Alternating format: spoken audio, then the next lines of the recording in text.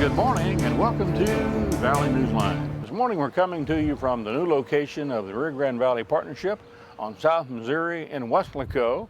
And the Rio Grande Valley Partnership, as you all know, represents the valley to all of Texas, predominantly to our legislative leaders in Austin and our congressional leaders in Washington, D.C., speaking with one voice. The legislative tour came to the Rio Grande Valley in January, Bill. Yes, sir. And we were there with you. Yes, sir. From bell to bell, whole trip, had a lot of fun. Yes. Now, the first day, they arrived in Arlington, the valley. Texas. And the problem that day was? We had 36 of them signed up to come down. We had 36 airline tickets for them. And that was the day that the Speaker of the House named committee and committee chairs. So some came later on during the tour. And they were excited because some of them were chairmen and some of them were freshmen getting their first committee assignments. And it was fantastic. We're going to let you, our audience, participate in the legislative tour when all the legislators and representatives and the senators came to the valley to see what the issues are for this current legislative session. And now we take you to that tour.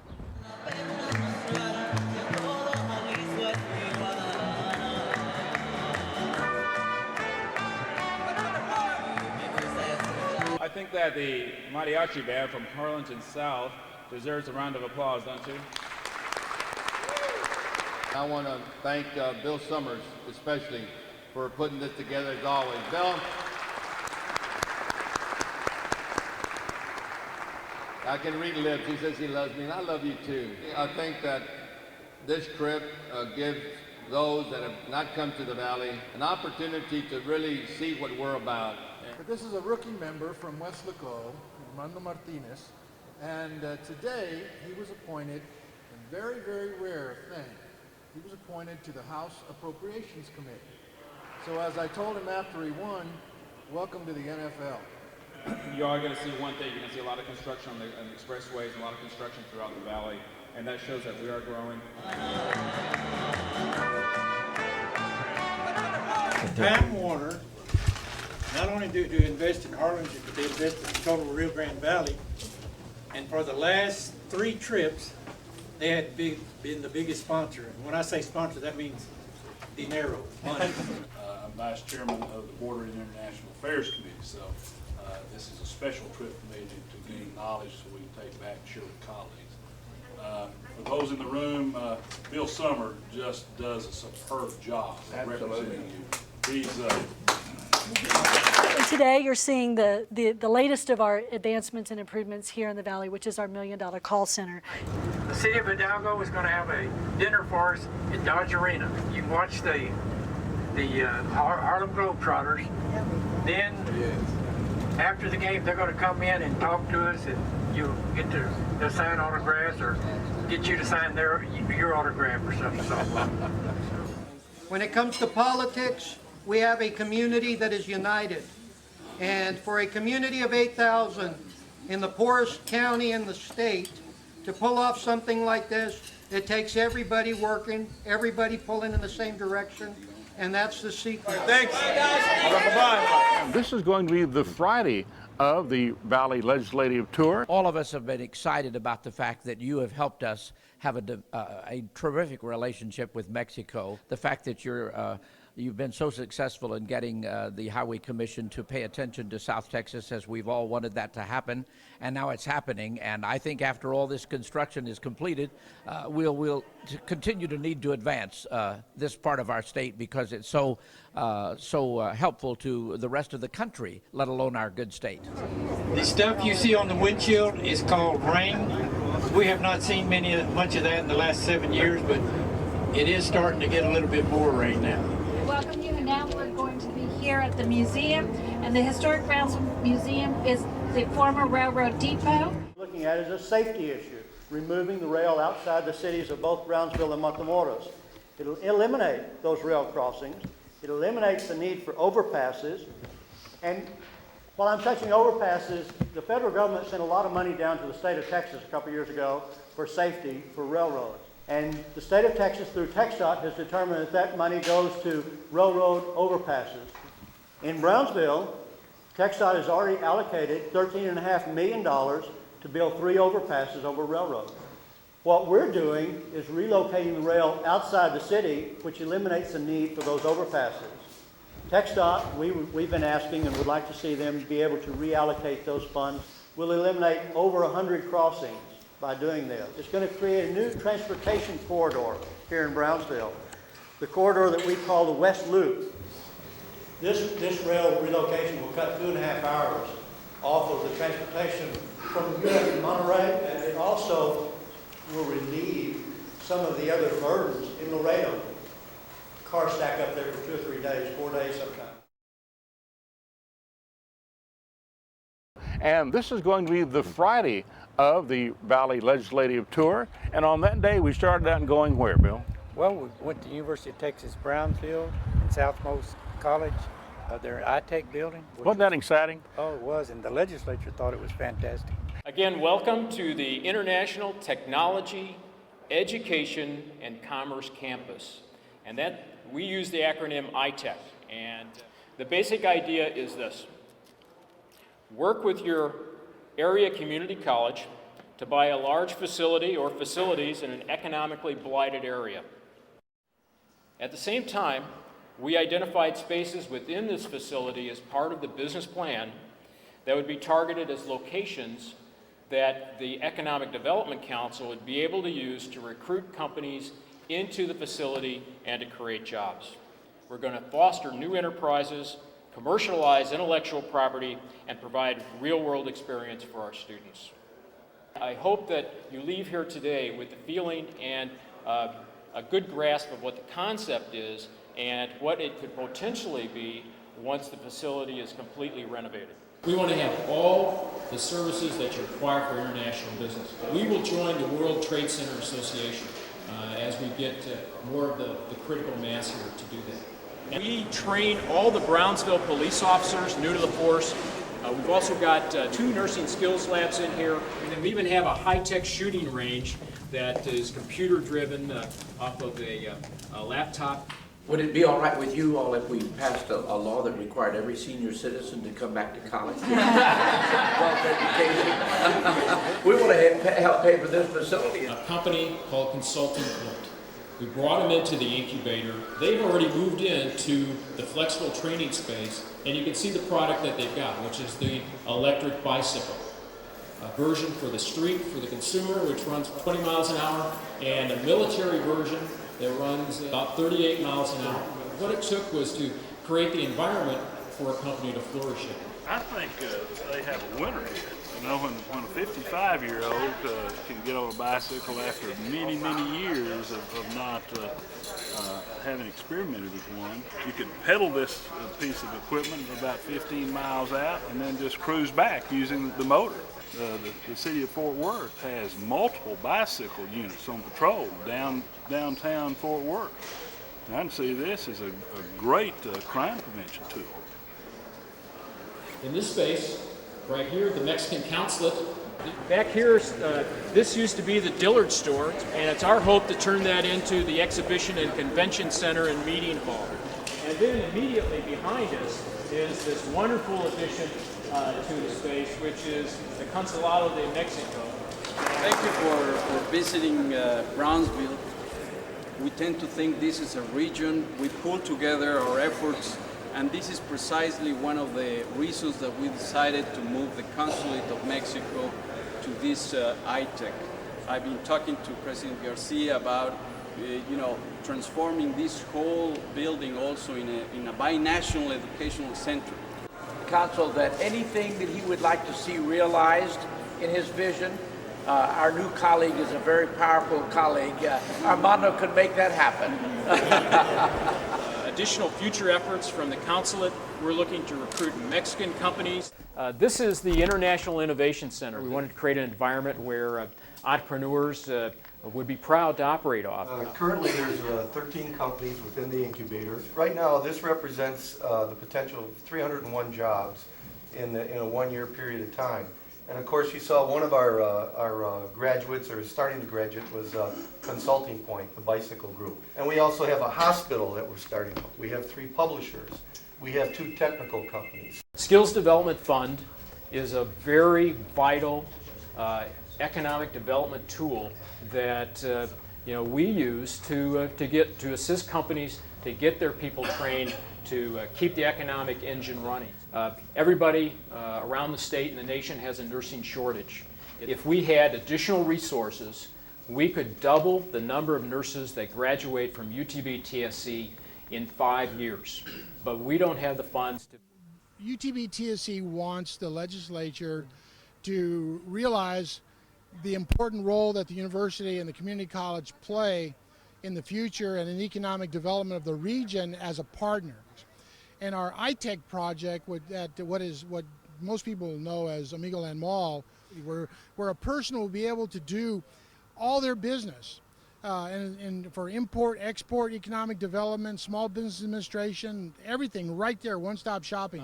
Serving on the Higher Education Committee, what do you think the other members of your committee need to understand about the importance of what you've seen here? I see what you've done and what it's going to mean, not only now but in the future, because you've got such a great opportunity to expand it. This gentleman came to the Valley not too long ago, headed up to Valley Baptist Hospital in Arlington, Texas, and he is the go-gettingest fool I've ever seen, man. He is doing so fantastic. We're real excited about to the medical staff and the employees of this hospital to have added it to the Valley Baptist family that we think it fitting this year for us to be having this meeting here. Thanks to Bill Summers and Valley Partnership for the work y'all do. I'm not going to give you a big spiel on Valley Baptist so you can relax. In terms of some priorities that we have, certainly graduate medical education is one. You saw fit particularly with Senator Lucio's leadership to put the Regional Academic Health Center in the Valley in Harlingen to train medical students and residents for tomorrow.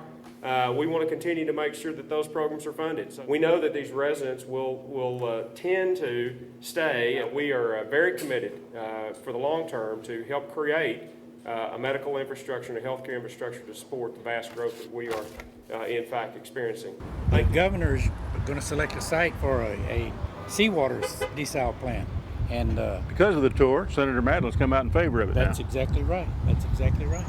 Seegers Couple is basically a company which was from Belgium.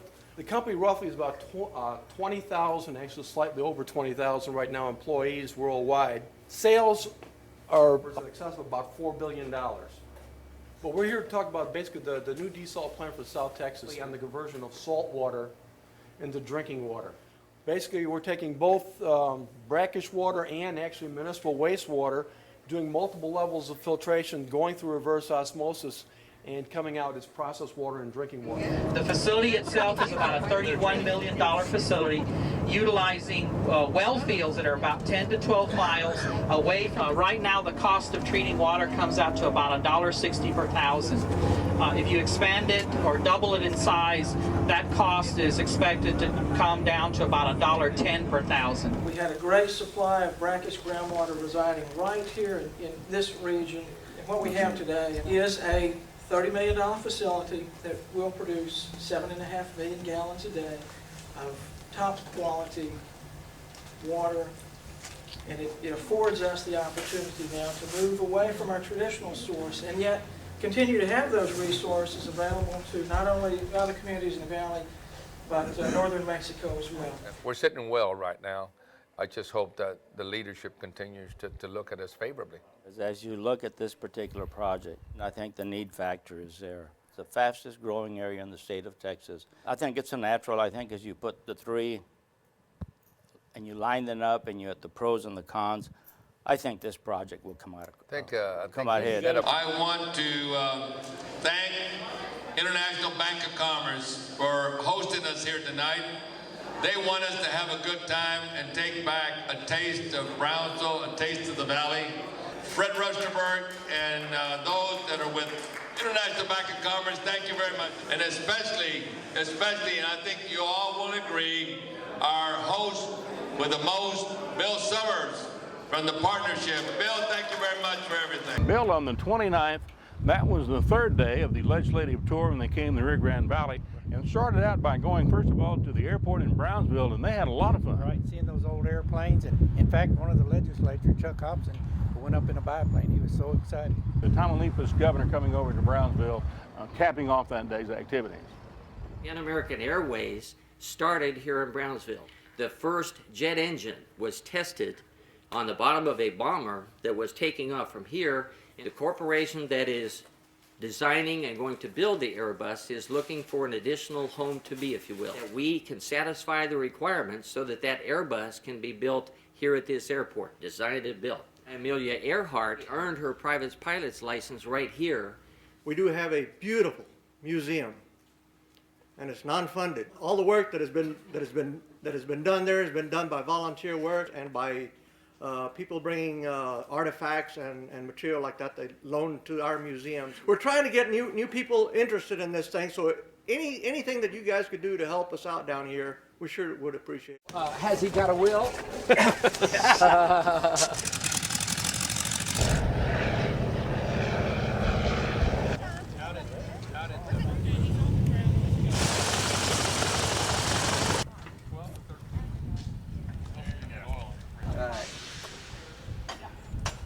We're in a 1,000-acre master plan community 10 years ago. This is the southwest corner of a 1,000-acre cow pasture. It's really a testimony to public-private partnerships. The heart and soul of the project is the linear park. It's about 100 acres. Trails connect every subdivision to the schools, to the commercial areas, to the recreational facilities.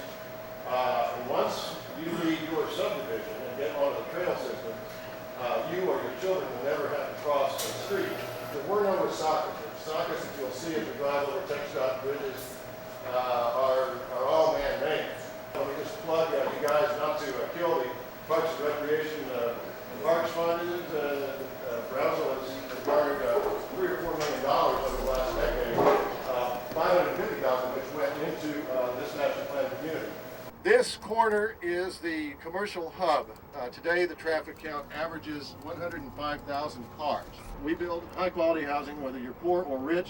Even in affordable subdivisions, you can see we've got these colonial lanterns, we've got sidewalks, you've got perimeter walls. These are mainly 60-foot span bridges. They weigh about 37,000 pounds.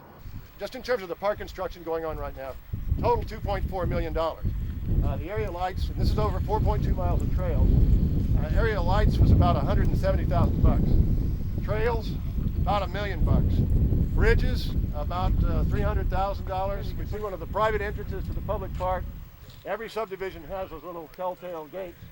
I'm convinced that if we in this valley, that is Arlington, McAllen, Mission, Brownsville, etc., could work together instead of competing and fighting with each other, this area could effectively compete with San Diego, New Orleans, Chicago, New York, Detroit, LA. We really could. We in the city of San Benito are very proud of you visiting our beautiful city.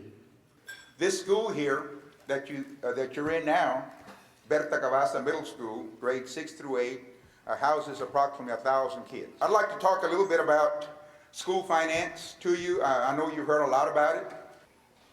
We have about 353,000 kids in our region. We're growing at about 11,000 kids per year. Of that 11,000 per year, 100% of those kids that we're growing in come from economically disadvantaged families. We must close the gap for the poor and the minority children of the state of Texas. We welcome more accountability. We must be held accountable for the dollars that you provide us. But you must give us the dollars to be able to produce the type of student that you want us to produce. But you must also give us the time to do it. We have to have the facility funding to keep up. IFA is the program we need. In March 1846, he ordered General Taylor and his 2,800-man force to march south, deep into disputed territory, to the banks of the Rio Grande. There, across the river from the city of Matamoros, troops began to construct the earthen fieldwork, Fort Texas. We have over 50,000 to 75,000 people who cross on a daily basis from Brownsville into Matamoros and back. We are literally one city, and when you add the population of Brownsville and Matamoros, we are almost a community of 1 million people. Our future lies on a regional approach. A man that has opened his heart to all of us in a very brief, short period of time as governor of the state of Tamaulipas. Ladies and gentlemen, the Honorable Eugenio Hernandez, governor of Tamaulipas. Texas and Tamaulipas have the same culture, the same origin. Texas and Tamaulipas has a common challenge, has common opportunities, because good for Texas, good for Tamaulipas. Good for Tamaulipas. I know we can complement economies. We can help you. You can help us. Tamaulipas, the doors always open for you, my friends. I hope next visit will be at Matamoros, Reynosa, Victoria. God bless Texas and God bless Tamaulipas. We are going to be reopening the office in Victoria in the very near future to honor our governor from the state of Tamaulipas.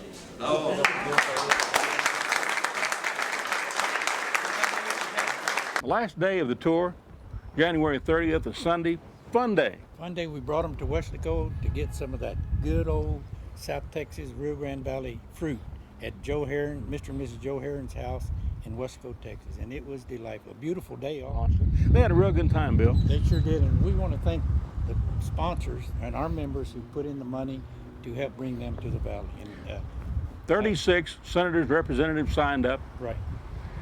Had a little bit of an impact by the appointments made by the speaker on the day they came down, and a lot of them came in after that after that day. Ones. We had several committee chairmen and several, 2 or 3 on the Appropriations Committee. That's the most important committee in the House. Then we went to see at the Cardenas Ranch. Reuben Cardenas, who's on our board, has a ranch out there, and they had some very talented people and some talented horses. Had some good barbecue. Yeah, very good. We showed them, the legislators, some good old how South Texas barbecue tastes.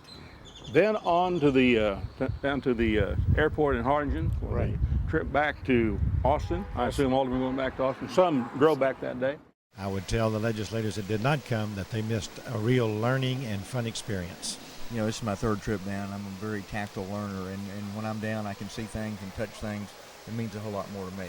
And this is an area that's totally different than East Texas. I loved seeing the governor last night from Mexico, and it makes us realize how important it is that we all work together. And it's been a highly informative trip, and we're going to encourage all of our colleagues to come back and to be with us on the next Legislative Valley trip.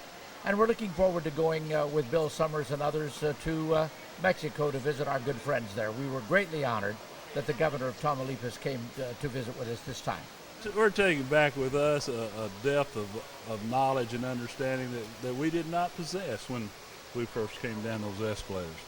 You know, everything from Porter Brownsville to the culture to the friendliness to the great weather. Well, thanks for the hospitality of all of those that had any contact with this delegation. Thank you for joining us here on Valley Newsline.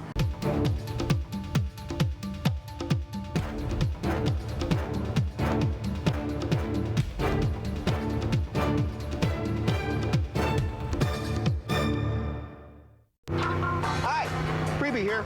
You know, with IBC pre-checking with overdraft courtesy, you get plenty of convenient locations. As well as a check card, introductory checks, and online banking, all free. But you also get something even more priceless. Friendly service from people who are always thinking of you. Have a nice day. Sweet!